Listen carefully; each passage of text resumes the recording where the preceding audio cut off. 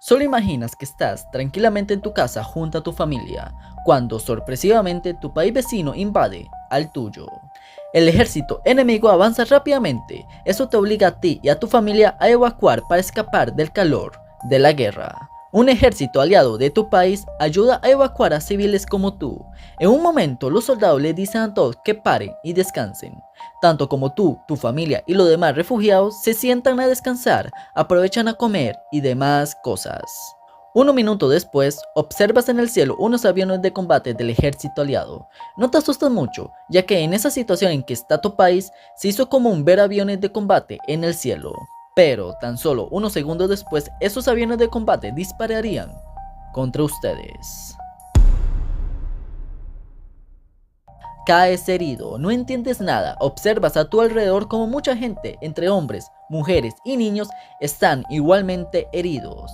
Horrorizado, observas como aquellos soldados que te ayudaron a evacuar comienzan a rematar a todos los heridos. Estás asustado, no entiendes cómo aquellos soldados que estaban para ayudarte y defenderte están cometiendo este crimen tan atroz. Mientras estabas procesando toda la situación, un soldado se acerca a ti y... Pero, ¿por qué aquellos soldados atacaron a civiles inocentes? Si quieres conocer esa respuesta, solo quédate en este video para saber sobre la masacre de Noguri.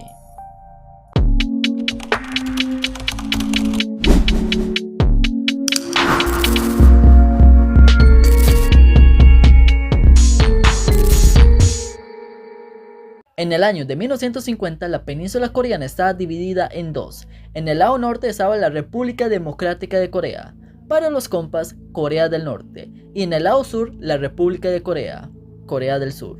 Corea del Norte estaba influenciado por los creadores y amantes de la democracia, la Unión Soviética, y por el otro lado, Corea del Sur estaba influenciado por los defensores de la paz y la igualdad, Estados Unidos. Bueno, yo no ando en chisme, pero creo que la Unión Soviética y Estados Unidos no se querían mucho, como que no siguieron las enseñanzas de nuestro Señor Jesucristo de amarse unos con otros. Vean, se odiaban tanto que hasta hicieron como una cierta competencia o algo así. Pero realmente no me gustó mucho, estaba como fría, me gustó más la temporada 2, estaba más explosiva. Pero bueno, siguiendo con el tema, las dos potencias decidieron dividir la península en dos. En el lado norte, Papi Rusia puso a Kim Il-sung como líder de la República Democrática de Corea. Mientras tanto, Papi Estados Unidos puso como mediante la democracia se eligió al primer presidente de la República de Corea, quien fue Syngman Rhee. Hasta ahí, todo bien, todo correcto y yo que me alegro. La idea original era que temporalmente la península permaneciera dividida mientras se arreglaba y se acomodaba la política y la sociedad coreana, porque después de estar 35 años como colonia japonesa, todo quedó como un desastre. Ya cuando todo se arreglara, los coreanos decidirían de manera propia cómo iba a funcionar su país de manera unificada. Pero todo se derrumbó por dos hombres ambiciosos, quienes querían el poder absoluto de la península coreana, de manera pacífica o con fuego. Ok, antes de seguir con el video, quiero informarles que me veo todo cambiado, ya que la última escena que vieron lo grabé hace más de una semana. Entonces, para que no se pregunten por qué me veo así todo cambiado de una escena para otra. Pero bueno, sigamos con el video. El 25 de junio de 1950, Corea del Norte invade Corea del Sur. Esta invasión tomó a los surcoreanos por sorpresa. En el momento de la invasión, Corea del Sur tenía entre 95 a 98 mil soldados, pero estaban mal entrenados, mal equipados y además no tenían aviones ni tanques, ya que nunca pensaron que una situación como esta iba a suceder. Mientras tanto, Corea del Norte tenía entre 135 a 150 mil soldados, bien entrenados, equipados y además tenían tanques T-34 y 85 soviéticos y aviones de combate Yak-9. Con todo eso a su favor, Corea del Norte en tan solo 3 días captura Seúl, la capital de Corea del Sur. En el momento que comenzó el conflicto, Estados Unidos tenía más o menos 500 miembros de su ejército en la parte sur de la península. Estas personas estaban integradas en el Grupo de Asesoramiento Militar de Corea, o en sus siglas en inglés KMAG. La principal tarea de ese grupo en Corea del Sur era entrenar y asesorar al recién formado ejército de la República de Corea. Cuando el conflicto comenzó, los militares estadounidenses como a los coreanos les tomó por sorpresa la invasión. Entonces, los militares estadounidenses ayudaron al ejército surcoreano de manera desesperada detener al ejército norcoreano sin resultados positivos. En los primeros días de la guerra, tanto los soldados coreanos y estadounidenses no les interesaba evacuar a los civiles. Bueno, para ser justo con los soldados, los surcoreanos estaban en una situación crítica, no tenían recursos ni los conocimientos para hacerle frente a un conflicto de esta magnitud. Y los estadounidenses, bueno, ellos no saben mejor. Bueno, sí tenían el conocimiento, pero no tenían los recursos para poner en práctica esos conocimientos. Y lo peor de todo es que casi no tenían soldados, eran como 3 gatos al lado de los 150,000 soldados que tenían los norcoreanos. Entonces, por esos factores estaban perdiendo hombres, los pocos recursos que tenían y territorio a un ritmo alarmante. Ahora que vimos el punto de vista de los soldados, se puede entender el poco interés que tenían de evacuar a los civiles. Y bueno, yo creo que igualmente si lo intentaran, creo que sería todo un desastre, porque si no se podían organizar bien para detener el avance norcoreano, menos para evacuar a miles de civiles en una situación tan crítica como esta. Pero bueno, entonces, ¿cómo evacuaban los civiles? Pues muy sencillo, ellos mismos junto a sus familias y vecinos se organizaban para evacuar hacia el sur.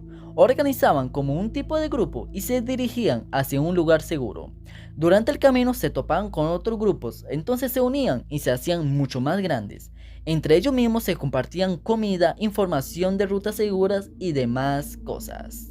Durante ese tiempo era común que los refugiados coincidieran con las rutas de retirada de los soldados, ya que los soldados estaban recibiendo una gran paliza por parte de los norcoreanos. Y los soldados decían, bueno, es mejor que digan que aquí corrió que aquí murió. Pero para los soldados tener a los civiles tan cerca de ellos, pues no les gustaba mucho, ya que tenían miedo de que algún soldado norcoreano se infiltrara entre los civiles y los atacara de sorpresa. El día 25 de julio de 1950, las tropas norcoreanas tomaron la ciudad de lo que hoy es el condado de Jeongdong. Eso obligó a las tropas estadounidenses a retirarse. Mientras los soldados se retiraban, pasaban por aldeas y los residentes de esas aldeas se iban con los soldados. Poco a poco el grupo de refugiados se volvió bastante grande, de más o menos 600 personas. La noche de ese 25 de julio decidieron descansar cerca de un río y pasar la noche en ese lugar.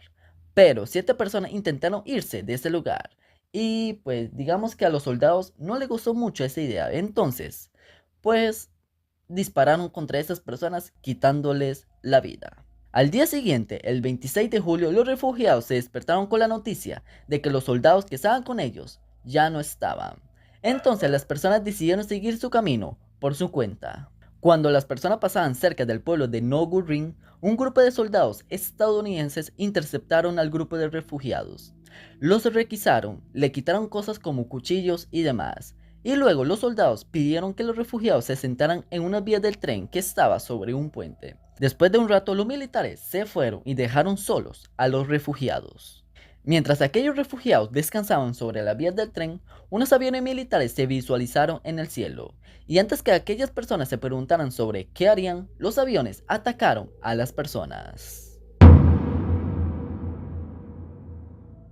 Las personas de manera desesperada comenzaron a correr y dispersarse. En eso los militares en tierra reaparecieron y comenzaron a disparar a todas las personas y rematar a las personas que ya estaban heridas. Algunos sobrevivientes contaron que ellos y otras personas corrieron hacia abajo de la vía donde estaba el túnel del puente.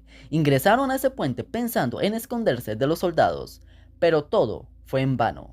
Un grupo de soldados apareció al lado derecho del puente y luego otro grupo de soldados apareció al lado izquierdo y de manera indiscriminada comenzaron a disparar a todos. En este momento en pantalla estás viendo una foto real del puente y como puedes ver a un costado en un murito se ve como puntos blancos. Bueno, esos puntos blancos representan las balas que impactaron en aquel muro. La masacre duró 3 días. Hasta el amanecer del 29 de julio, cuando los estadounidenses vieron que las tropas enemigas estaban cerca de Noguri, entonces decidieron retirarse. Esta masacre permaneció oculta entre las sombras de la historia, hasta que 49 años más tarde, en 1999, una agencia de noticias estadounidense llamada Associated Press, más conocida como AP, publicó el 29 de septiembre de aquel año un informe de la masacre de No-Gu-Ri, donde presentaba testimonios de sobrevivientes, documentos militares desclasificados, donde se revela que los soldados tenían la orden de disparar contra los civiles si eran una amenaza contra ellos. Y pues, ¿qué te digo? Aquel día siguieron a pie de la letra aquellas órdenes, ya que los soldados sospechaban que entre los refugiados habían soldados norcoreanos infiltrados. Entonces, como no podían saber quién era quién, escogieron la opción más fácil: disparar a todos. Ok, gente, ahora que estaba editando el video me di cuenta que no grabé la parte donde les contaba sobre qué declaró el gobierno de los Estados Unidos sobre esta masacre, ni tampoco algo tan importante sobre cuántas fueron las víctimas de esta masacre. Pero bueno, aquí se los cuento rapidito.